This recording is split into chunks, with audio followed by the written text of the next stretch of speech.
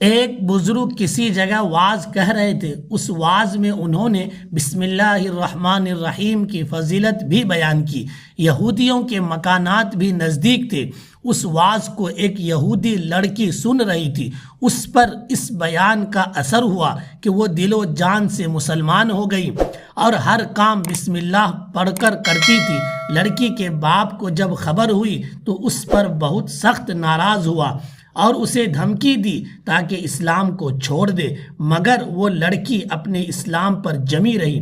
لڑکی کا باپ بادشاہ کا وزیر تھا۔ اسے خیال ہوا کہ اگر لڑکی کے مسلمان ہونے کی خبر لوگوں کو ہوگی تو بڑی شرمندگی ہوگی، اس لیے باپ نے طے کر لیا کہ لڑکی کو سخت بدنام کر کے کسی بہانے سے اسے ہلاک کر دوں۔ باپ نے اپنی بیٹی کو مہر لگانے کی شاہی انگوٹھی دے کر کہا، اسے حفاظت سے رکھنا۔ لڑکی نے اپنی عادت کے مطابق بسم اللہ پڑھ کر انگوٹھی لی اور اپنی جیب میں رکھ لی۔ رات کو جب لڑکی سو گئی تو اس کے باپ نے جیب میں سے وہ انگوٹھی نکال لی اور غصے میں آ کر اسے ندی میں پھینک آیا تاکہ صبح جب اس سے انگوٹھی مانگے اور وہ نہ دے سکے تو اسے موت کی سزا دی جا سکے۔ اللہ کی شان، صبح کو ایک مچھیرا مچھلیوں کا شکار کر کے بیچنے والا ایک مچھلی لے کر وزیر کے پاس حاضر ہوا اور اس سے کہا کہ آپ کے واسطے یہ مچھلی ہدیے میں لایا ہوں۔ وزیر خوش ہو کر مچھلی گھر لایا اور لڑکی سے کہا کہ مچھلی کو جلد پکا کر تیار کر۔ لڑکی نے مچھلی لی اور بسم اللہ پڑھ کر اسے کاٹنے اور صاف کرنے بیٹھی۔ جیسے ہی مچھلی کو کاٹا اس کے پیٹ میں سے وہ انگوٹھی نکل آئی۔